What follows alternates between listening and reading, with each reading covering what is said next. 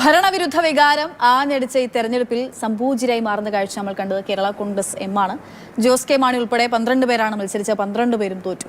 അതേസമയം ജോസഫ് ഗ്രൂപ്പിൽ മത്സരിച്ച 8-ൽ 7 പേരും ജയിച്ചു. ചരിത്രത്തിലാദ്യമായി കേരള കോൺഗ്രസ് എം ഇല്ലാത്ത നിയമസഭ.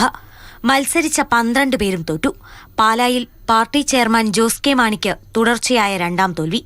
2991 വോട്ടിന് പാല മാണി സി കാപ്പൻ നിലനിർത്തി. ജനവിധി മാനിക്കുന്നു.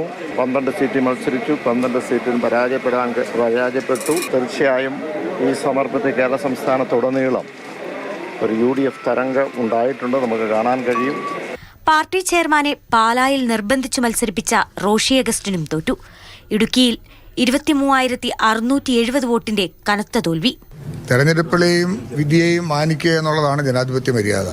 അത് അംഗീകരിക്കുകയാണല്ലോ വേണ്ടത്. ഇടതുപക്ഷ ജനാധിപത്യ മുന്നണിയെ സംബന്ധിച്ചും ഈ നാടിന്റെ വികസന സാധ്യതകളെക്കുറിച്ചുള്ള എല്ലാ സങ്കല്പങ്ങളും തുടർന്നും മുന്നോട്ട് കൊണ്ടുപോകുവാൻ ഇന്നലെ തുടങ്ങിവെച്ച എല്ലാ കാര്യങ്ങൾക്കും പിന്തുണയുണ്ടാകും എന്നുള്ളതാണ് പ്രധാനപ്പെട്ട കാര്യം. മാണി ഗ്രൂപ്പ് അടപടലം തോറ്റപ്പോൾ കേരള കോൺഗ്രസ് ജോസഫ് കരുത്തുകാട്ടി. മത്സരിച്ച് 8 സീറ്റിൽ 7 ജയിച്ചു. സംസ്ഥാനത്ത് ഏറ്റവും കൂടുതൽ സ്ട്രൈക്ക് റേറ്റുള്ള പാർട്ടിയും കേരള കോൺഗ്രസ് ജോസഫ് തന്നെ.